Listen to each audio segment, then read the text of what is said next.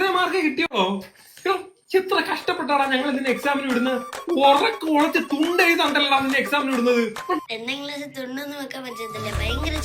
അപ്പോഴേ പറഞ്ഞു പെൺകൊച്ചുങ്ങളെ ജനിപ്പിച്ചാൽ മതിയാണ്. അതാകുമ്പോ അവന്മാരൊക്കെ ചെക്ക് ചെയ്യാൻ ഇത്തിരി പാട് വരും. പറയുന്ന കണക്ക് വരച്ചു തരാൻ ഞാൻ രാജാ രവിവർമ്മയൊന്നുമല്ല. നാളത്തെ എക്സാം പേപ്പറിനകത്ത് ഈ 100 രൂപ വെച്ചു കൊടുക്കണം. എന്നിട്ട് പ്ലീസ് പാസ് മീ എന്ന് എഴുതി വെക്കണം. മനസ്സിലായോ?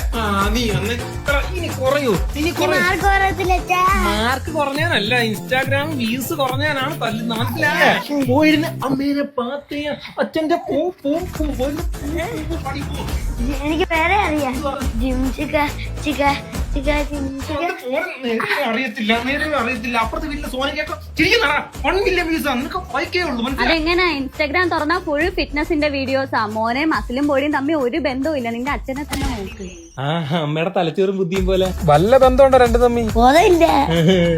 അതേപോലെ ആ സോനയുടെ പിറകെ പോകാൻ നിർത്തിക്കോണം. കുടുംബത്തിന്റെ മാനം കളയാനായിട്ട് ഇത്രയുടെ പിറകെ പോവും. അവള് കുറച്ചുകൂടെ ക്യൂട്ടല്ലേ അവളെ അമ്മയെ പോലെ.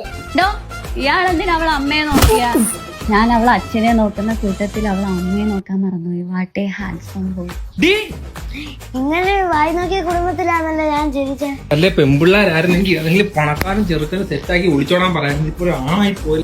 നിങ്ങളെ അല്ലേ മോൾ. എന്നിട്ട് വേണം വല്ല ബംഗാളിയൊക്കെ വിളിച്ചോണ്ട് വന്നിട്ട് അതിന്റെ ചെലവും കൂടെ നമ്മൾ നോക്കണം. അതുകൊണ്ടാണല്ലേ അച്ഛൻ്റെ ബംഗാളിയുടെ മോളെ വിളിച്ചോണ്ട് വന്ന്. മോളെ എന്തൊക്കെ വിശക്കുന്നോ?